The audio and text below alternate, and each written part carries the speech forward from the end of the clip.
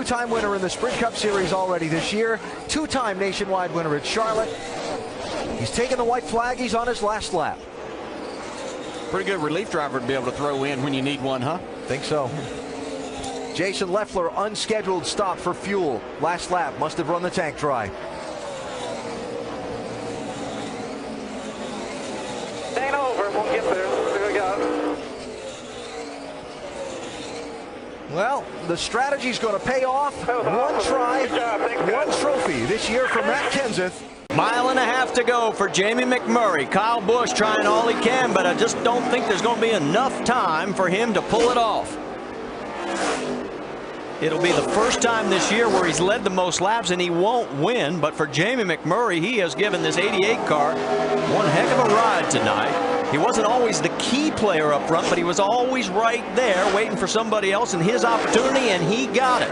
And McMurray, as he is holding on, coming down, will get his 8th nationwide win here at Atlanta. But they're coming to the white flag. Final lap of the Tropicana 400. Kevin Harvick, a mile and a half from scoring his second NASCAR Winston Cup Series win.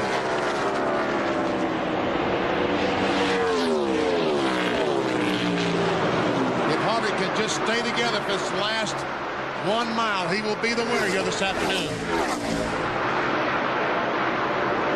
The 25-year-old from Bakersfield, California, will have led 113 of 267 laps today. He got away from Robert Presley on the final restart, and he's going to get win number 2.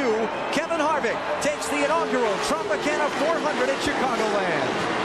He's coming down for the white flag. One more lap to go on this .533 track. There's the white flag from Doyle Ford. One more lap to go. Let's watch this final lap and see if Ernie Irvan can hold off the challenge of defending Winston Cup champion Rusty Wallace, who won his first race here at Bristol. Ernie Irvan, it appears, is going to. Here he is off the 4th corner. Yes, Ernie Irvan wins the Busch 500.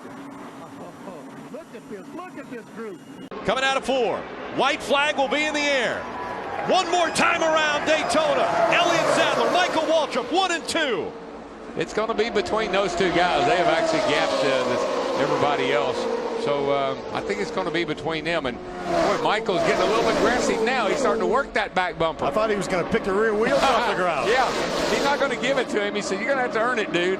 They've pulled away from the pack. Down the back stretch they go.